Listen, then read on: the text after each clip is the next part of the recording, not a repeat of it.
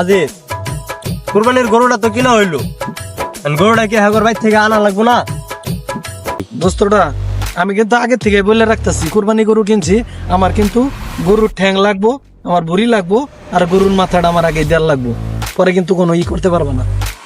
হ্যাঁ বেটা, গরু মাত্র কিনলো, ঈদের এবার তো আরো কয়েকদিন বাকি আছে, আর ওখানে গরু ঠ্যাং মাথা গলিজা বুড়ি বাক করে লাইতেছ।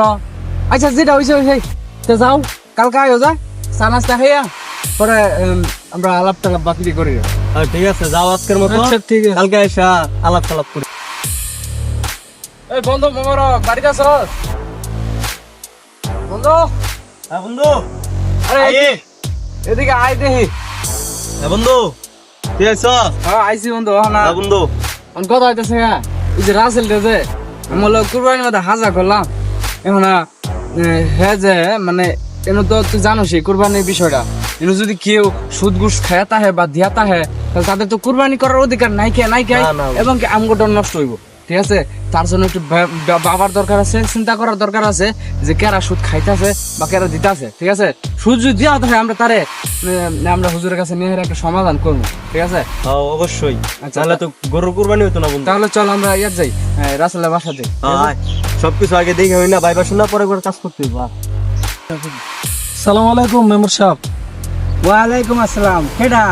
আমি রাসেল। ও আচ্ছা আচ্ছা, রাসেল ভাই আইছেন? হ্যাঁ, কি করেন? এইতে ভাই বৈশা আছি। কিছু কথা ছিল? ও আচ্ছা, আরে মিয়া দাঁড়ায় কথা কইছেন, বহেন এনে কি কইবেন? আচ্ছা আচ্ছা, ঠিক আছে। আমি তো আপনার সাথে জীবনের অনেকটা সময় পার করছি, অনেক দিন ধরে আপনার সাথে চলাফেরা করি, তো এখন ঈদ আইসা পড়লো, হ্যাঁ, ঈদ তো আইসাই পড়ছে।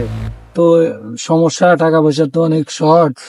এখন চাইছিলাম যদি আপনি কিছু দেন, সামনে কোরবানি টোরবানি তাহলে দিলাম নি। কি কও মিয়া, তোমার কাছ তো আগের থেকে অনেকগুলা টাকা বাকি রইছে, আগের টাকাও তো এখনো দিছো না।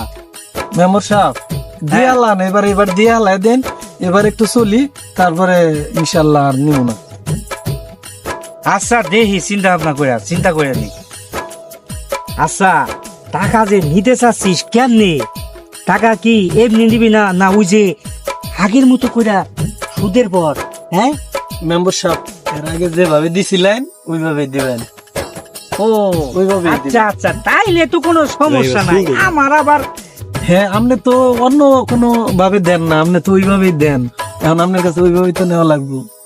ও, আচ্ছা ঠিক আছে, তাইলে আমার কোনো সমস্যা নাই।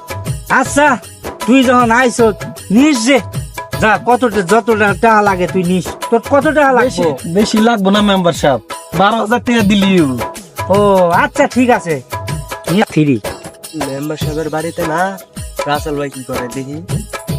ও এই ঘটনা, এটা তো তাহলে আজিজরে জানান লাগে। দাঁড়াও, আজিজরে জানাইতেছে। এ বন্ধু আজিজ, হ্যাঁ বন্ধু। বন্ধু এবা বন্ধু, ঘটনা কি শুনছ?